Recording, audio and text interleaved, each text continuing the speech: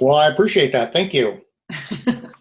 Okay, 3 minutes after the hour, let's get started. Good morning. My name is Chris Torillo, and I work at InfluxData. And today, I'm your host for our Getting Started series training on the topic of downsampling your data.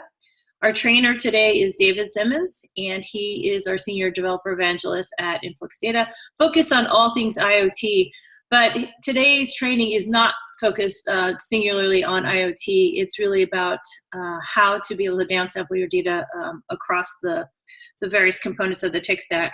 And if you have questions, please feel free to go into your Zoom app and type them into either the chat or the Q&A panel. And if we have time at the end, I can actually unmute all lines and we can have a conversation. Sometimes it's a little bit easier to describe any kind of technical issues you have with your voice and with typing, so we can accommodate that. I am recording this session, and after a quick edit, I will post it, and you should be getting an automated email in the morning. If you have any problems with that email not reaching you, just send me an email, and I will make sure that I send you the link to you directly. If you also have any ideas for other kinds of trainings, Dave and I were just talking about doing some more specific IoT type trainings in the next couple of weeks. Just let me know. I can definitely make some changes to the schedule and create the content, and we can definitely accommodate your needs. So with that, I'm going to stop talking, and I'm going to hand the mic over to David. Great, thanks, Chris. And I will probably relate a lot of what I'm doing to using IoT examples because IoT is pretty much what I do. So if you have questions specific to IoT, feel free to ask those as well. Also, you'll see my Twitter handle down there on the main slide, so feel free to follow me on Twitter, and you can ask me questions there at any time. I'm always happy to answer stuff. So without further ado,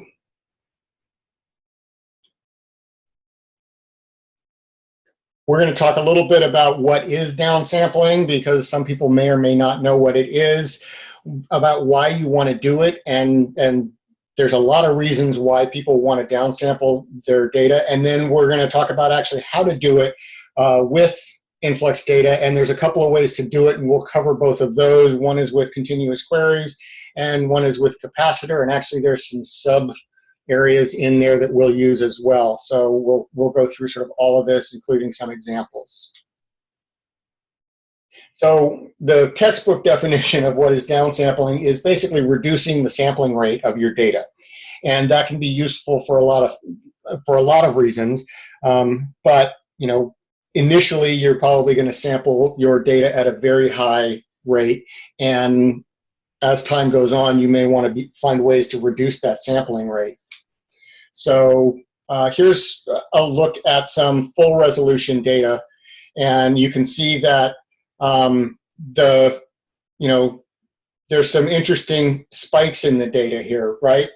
And if you downsample that to every nth value, the interesting thing to note here is that those spikes don't go away.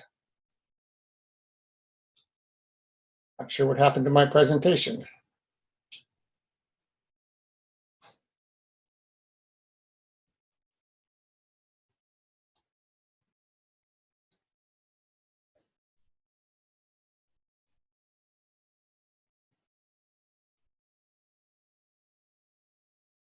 I've never seen this happen. Presentation exit and then not ever come back. Yeah, usually that's a Microsoft issue, but not a Google that's more slide. Of a PowerPoint problem. Hold on just a second. Let me see if I can't fix that. In the meantime, you can look at this lovely dashboard that I'm building of some, I believe that's actually IoT data. Yeah, that's CO2 concentration data.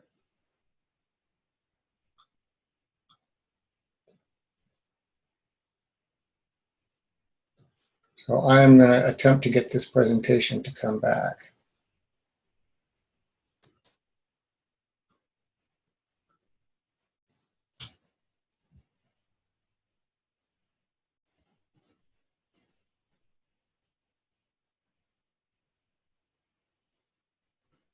Actually, while that's reloading, here, I'll show you the whole IoT data set.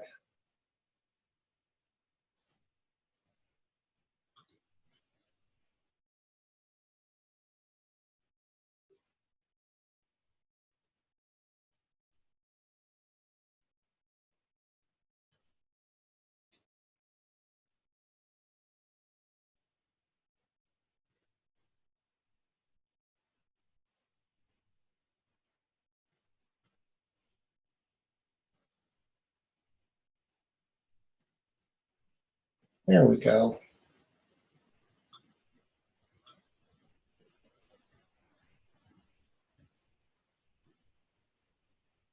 I hear the fans running on my little laptop here, so it's probably partially that.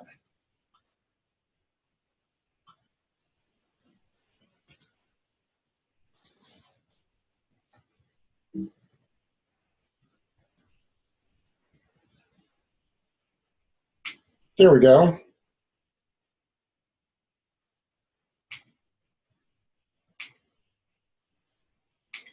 So again, if you look here, what you'll see is that the shape of the data, as you downsample, the shape of the data doesn't change. So what you're losing is resolution, but not the overall intent of the data, right? And I can even do basically a random subset, and you'll see that the shape of the data is roughly the same again. And that's actually an interesting point about downsampling your data, is that you can, even with doing a roughly random sampling of your data, you get the same shape of the data. So the overall curves of the data remain even as you downsample to lower resolution, right? And even if you average those points, again, averaging the points, you still see those three spikes that you saw in the initial point. And in fact, there's still this little blip on the downside of that curve. So again, the overall intent of your data is still there, even though that you've gone to a different resolution of the data, right? So why would you want to do that? Well, one of the main reasons is just full resolution data costs more.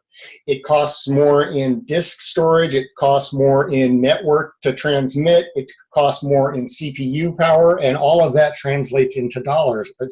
Whether you're doing this on a, like an AWS or a Google Cloud instance, or whether you're doing it on your own server, the more data you have, the more CPU cycles and network it takes, the more it's going to cost you, right? And if you're trying to show full resolution data over a very large time sample in a browser, sadness will result, just because you've got too much data, and trying to load all of that into a browser can be time consuming and lead to some user unhappiness, shall we say. So you want to do your data downsampling in a smart way. You don't want to just just downsample all your data without any thought to why you're doing it, right? So your new data that's coming in, you really want to be that high resolution data, because typically you're going to be making business decisions, immediate business decisions, based on your immediate data. And the more high resolution data you have in the moment, the better, hopefully, decisions you can make. And as that data ages, it becomes less important to have it high resolution, because you're most likely looking at overall trends, and rather than trying to make split-second decision based on old data. And as we've seen in the previous example, the overall trends of that data remains even when you downsample your data, right? So as your data ages, you downsample your data so that you can save on all these costs, but still retain the business benefits of that data, right? So a more common definition of downsampling is expiring older, higher resolution data and replacing it with lower resolution data. A lot of people call this a roll-up, right? I'll do a roll-up of my data and expire the high resolution stuff and keep the lower resolution stuff around for longer. So again, as I said, there's a couple of ways to do downsampling. One is continuous queries in InfluxDB, and another is via Kapacitor. And finally, there's the whole idea of expiring your data by using retention policies. This is one of the really nice things about InfluxDB is that you can set retention policies on your data and it will automatically expire. So you can store your high resolution data in a table that has say a 30-day expiration of the data, and any data over 30 days will automatically be expunged and expired, and you don't have to go in and manually expire data. So let's talk a little bit about continuous queries. These are going to be run in InfluxDB itself. So I'm going to create a continuous query, and I'll give it a name, and I'll run it on a database, and then I'll select my stuff. I will put it into a destination measurement. I give it a source measurement, use a time interval, and that's my continuous query, right? And what that will do is take that data and put it into a new measurement that will probably have a longer retention policy on it. So here's a real world example with the fields filled in. So I'm going to call it my continuous query. I'm going to run it on my telegraph data. I'm going to select the mean usage user, and I'm going to put it into a telegraph 5-minute CPU rollup, right? And I'm going to select that from the telegraph autogen CPU measurement, and I'm going to group it by 5 minutes, right? So I'm going to select all of that data over and do a 5-minute downsample into a new measurement. And so my telegraph.autogen will have let's say a 7-day expiration, and my roll-up 5-minute measurement can have a 30-day or a 60-day or a 90-day expiration on it, right? I can group it by time in 5 minutes, right? So I can do these grab 5 minutes of data, downsample that into a single measurement, and put that into a different measurement, right? These are all basically ways to do these downsampling. What you'll notice here is the use of the star operator, right? So at this point, I'm now downsampling all of the data, not just the CPU data. I'm able to do a wildcard on that, and I can downsample. I can grab all of the data out of my telegraph database and do a 5-minute roll-up on all of that data. And that's important. We're going to come back to why that's important later when we get to to a capacitor. So there are some issues with a continuous query, right? These queries, these CQs are going to be run on your InfluxDB instance. So they are going to place a load on your actual database, right? And so you're going to have to take into account when you're running those, what the load's going to be, and size your server accordingly, right? They're limited to things that you can express in InfluxQL. So you can't do rolling windows, you can't do joins across different measurements, right? and all of the CQ processing runs on a single node in the cluster. So if you're running a cluster, you're going to have to find a way to either load balance those those continuous queries by running different continuous queries on different nodes in the cluster, or understand that one node in your cluster that is running the continuous queries is going to be under an extremely high load, right?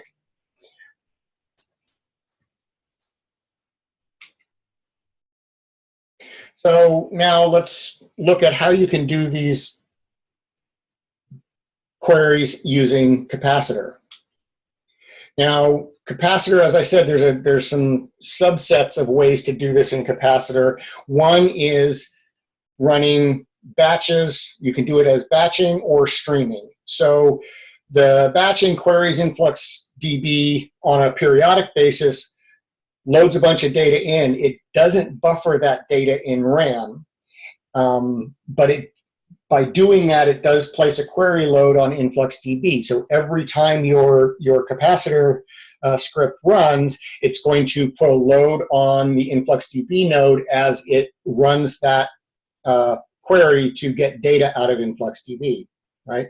Now, if you're using Kapacitor for streaming, then all the writes that come in are mirrored to InfluxDB at the same time as they are ingested into Kapacitor. So it buffers all that data that it's going to be downsampling into RAM. So it's going to place a load on the Kapacitor instance, but not a load on the InfluxDB instance. So if you're looking at sizing questions, you'll have to start looking at how you're going to size your Kapacitor node versus how you size your various InfluxDB nodes. So doing streaming queries will not place a load on your InfluxDB instance, but you'll have to look at how much RAM and capacity you have on your Kapacitor node. I hope that makes sense. So here's a batch tick script, right? And you'll start out by saying it's a batch, and then you define your query. So I'm going to select, again, the mean usage user as usage user from the CPU measurement in the Telegraph database, right? I'm going to run it over a period of 5 minutes. I'm going to run it every 5 minutes. And then I'm going to put that into my Telegraph roll-up 5-minute database, right? So that's a batch, and the thing to notice in the batch is that you basically define the query that you're going to run, and that's the query that's going to run against the InfluxDB instance, right? So that's the one that you're going to have to be careful about putting load on your InfluxDB instance with that query. A stream is a little different, and again, it's defined as stream. And you're going to, again, define what measurement you're going to use, how to group it, your window, and what you're actually doing, including your InfluxDB out. But notice that I'm not defining a query here, right? Because this is running on data that is streaming into my Kapacitor instance and is being held in RAM. So if I make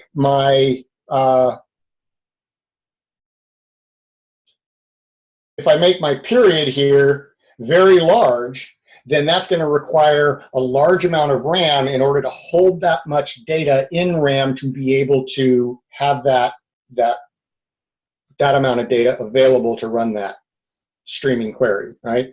So again, this is going to impact the size and configuration of your Kapacitor node, whereas the batch is going to impact the size and load on your InfluxDB node.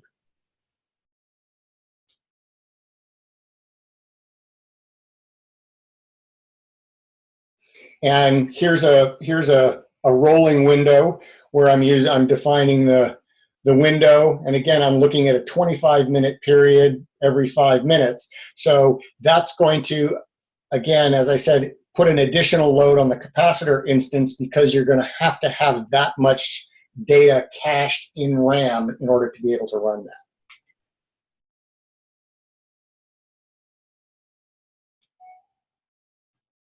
So some of the issues that you're going to see with doing your data downsampling in Kapacitor, really going to have a hard time doing stream tasks with high throughput InfluxDB instance, right? And that's because all of those write loads get mirrored onto a single Kapacitor instance. And so if you have a very high throughput load, that Kapacitor instance is going to have to be very large with a lot of RAM and a lot of CPU in order to handle the high volume of data and keeping it all in RAM, right? And TickScript doesn't currently have support for wildcard operations. So instead of being able to downsample the entire telegraph database on a rolling 5 minutes, I would have to write a TickScript for each measurement in the telegraph database and run those individually. So that's going to increase the load on that Kapacitor instance, you know, based on the number of fields and the number of measurements in the database, if you want to do basically a downsample of the entire database. So those are some issues to keep in mind when you're using Kapacitor for your downsampling. Continuous queries are built into InfluxDB. They're a part of the database. You don't need to install anything else. It uses InfluxQL. We're working on running continuous queries with the Flux language, and so we'll be rolling that out fairly soon. And for simple downsampling, you know, continuous queries are probably going to be enough. But again, keep in mind that it does place that extra load on InfluxDB. The nice thing about Kapacitor is that it runs externally to InfluxDB, so you don't have to worry so much about putting an additional load on your InfluxDB instance, with the caveat that, you know, it depends on if you're doing batched or streaming. It uses TickScript, which can be, for some people, a little more difficult to write. It does support more complex operations. You can do a lot more with TickScript in some ways, but it does buffer all that streaming data in RAM. So depending on how much data you're looking at downsampling at any given time, you may need to oversize your Kapacitor instance. So what is a retention policy? A retention policy is basically what you use to expire your data as it ages. You use this to sort of age out data. So retention policy syntax is basically from the command line from Influx, the Influx command line, you would create a retention policy on a database, you give it the duration, and if you're running in a clustered situation, the replication factor. So here's what that would look like. I'll create an auto-gen policy on Telegraph that'll be a 10-day retention policy with a replication factor of 1. So in this instance, all the data written to the Telegraph auto-gen database will automatically expire after 10 days. I can't expect to go looking in there for data that's a month old. It just won't be there, right? It's automatically ejected from the database after 10 days. Right? And here I'm going to create my retention policy on my roll-up 5-minute database. And I'm going to set that duration to 0, which means infinite. So I will have those 5-minute averages around forever, right? And again, I'm setting the replication factor to 1. So that's really the nuts and bolts of data downsampling and retention policies. I'm happy to answer any questions. I see one from Alex. Will Flux be allowing all measurement downsampling?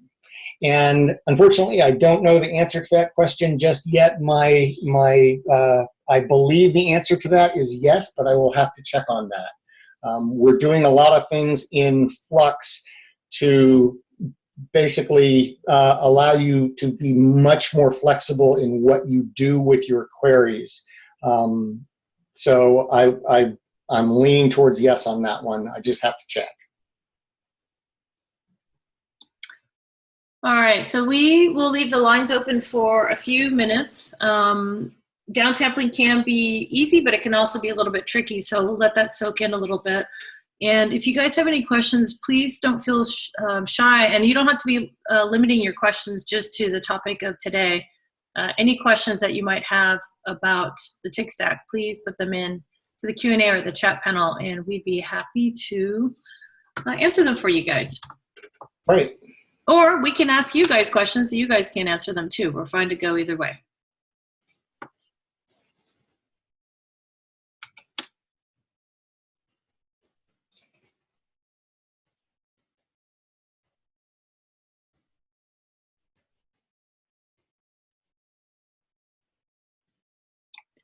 All right, as we're waiting for, oops, here we go. We got one in the Q&A. Great. David, do you see it? I do. What options exist for downsampling within the same retention policy? Namely, to prevent need for clients querying data to have understanding of which retention policy to use. You can always do a downsampling and write it back to the same retention policy, just changing, you know, you'll have to basically change the tags and fields, or it will overwrite, or there's a possibility to overwrite data. I would say that if you're, you know, looking to, you know, if it's dependent on users, then one of the things to do would be to build different dashboards for different users, right? So that users that that are doing, you know, sort of immediate decision making based on the real-time data will have a dashboard based on the high sample rate data, and, you know, people who are looking to see overall trends in the data, you'd build a dashboard based on the longer retention policy downsampled data and give them access to that. So I think that a better approach to that would be building specific dashboards based on those retention policies, rather than, you know, downsampling the data right back into the same retention policy.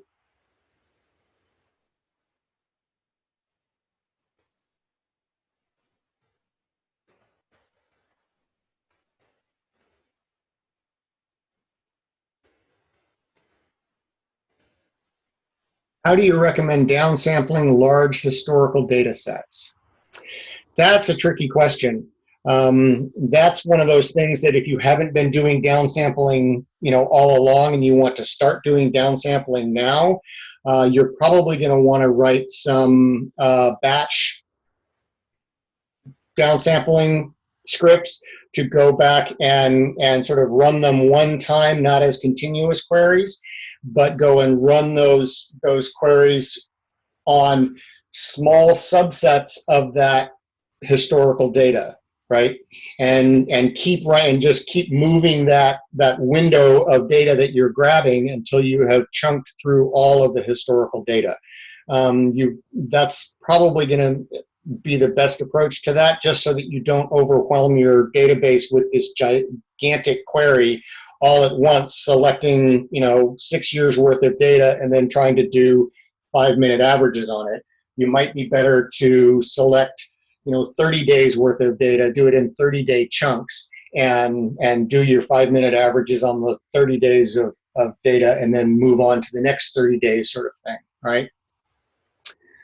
There's another question here. How would you go downsampling some data using something like max selector to keep the original timestamps in place of overwriting the timestamp with the group by time? Well, again, this goes back to, are you downsampling it back into the same measurement, right? And I typically would advise against downsampling back into the same measurement at the risk of overwriting existing data, and downsampling into a new database so that you're sure that your incoming downsampled data is basically unique, right?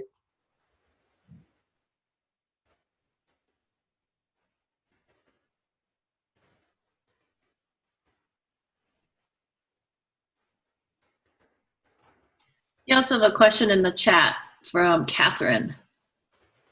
How do you recommend downsampling large historical data sets? I think I just answered that one before Ramon's one about, that was the answer about going back and sort of chunking through your data in smaller subsets until you can get through all the old data.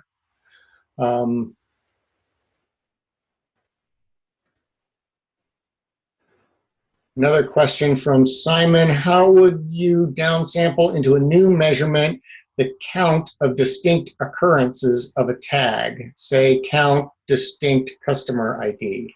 I'm not sure that that's necessarily a downsample as so much as a a new unique measurement, really. That would be a unique value, and you could either write your query to save that to your existing database, or write that to an external database, and that would be one of these things where you'd want to you're gonna take account, and I have some actual examples over here of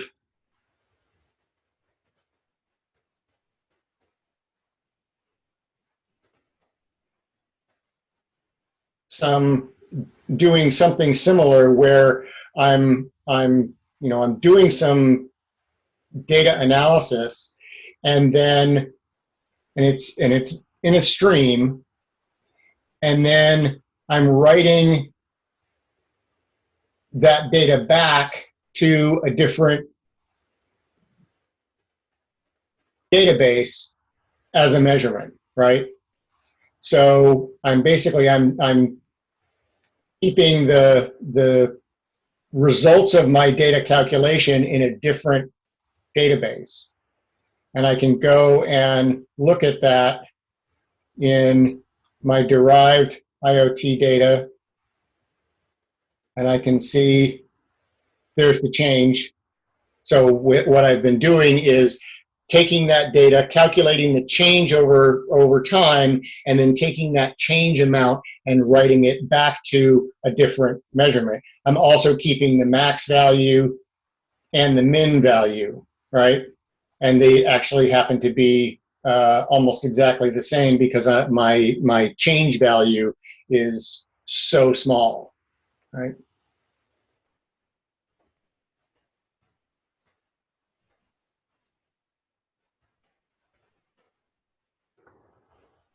Catherine is now asking, is it more performant to downsample to a different retention policy within the same measurement, or a different measurement? Your retention policies are set on a database, not a measurement and tag within that database. So you're going to want to set that, your retention policies are set on a database level, not on a measurement level, right? And you can see over in this window that I've got database.retention policy, right? So here's my derived IoT data.autogen, and here are the measurements in that database, right? And the measurements don't have a retention policy. The actual database has the retention policy.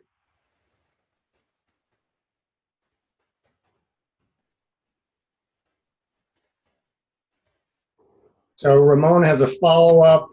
Doing a continuous query using group by, even using new measurement, Influx inserts the new points using the limits of the group by time range as the new point timestamp instead of the timestamp I get from doing a select right, because as you're creating that new measurement, it's that new value, it's a new measurement, it's a new field, it's a new data point. So you might have to also save the timestamp of that value and write that timestamp as well. That's a little trickier, and I'm not sure I can answer that off the top of my head. I'd have to think about that once more.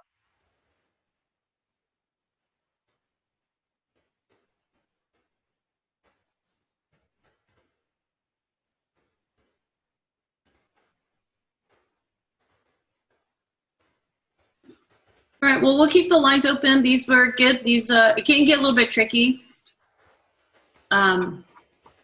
So ask your questions. And as I mentioned earlier, it doesn't have to be limited to downsampling. If you have questions, other questions about the tick stack, we're here to answer them. And if you have more questions even after this, please go to community.influxdata.com and ask your questions there. We are more than happy to answer. Even the actual engineers who are writing the database engine and and all of that are on those forums and often answer questions directly there. So you can get sort of the answer direct from the developer of what you're using. Yeah. That's a great point, David. On those community sites. And sometimes for some of the harder questions, I actually will take them from our trainings and post them there, just so that the community can take advantage of the Q&A thread and learn from that as well. All right, well, we'll keep the lines open for, let's say, another 3 minutes, and we'll just be waiting to hear from you guys.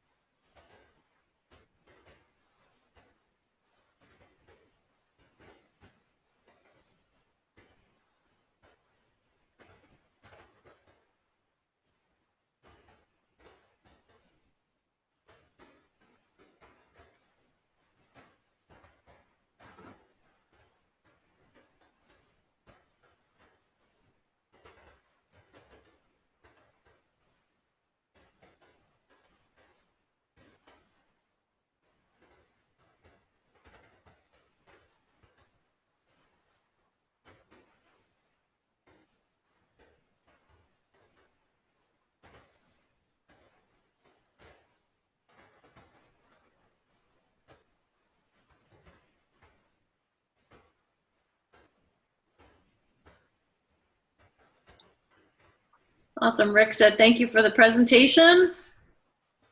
Okay, if there are no questions, then I guess we'll just conclude today's training. And I'll post this recording after I do a quick edit. And don't worry, if you do have other questions, or if you come away from this later on and think of some questions, just post it to the community site, or you can always send me an email.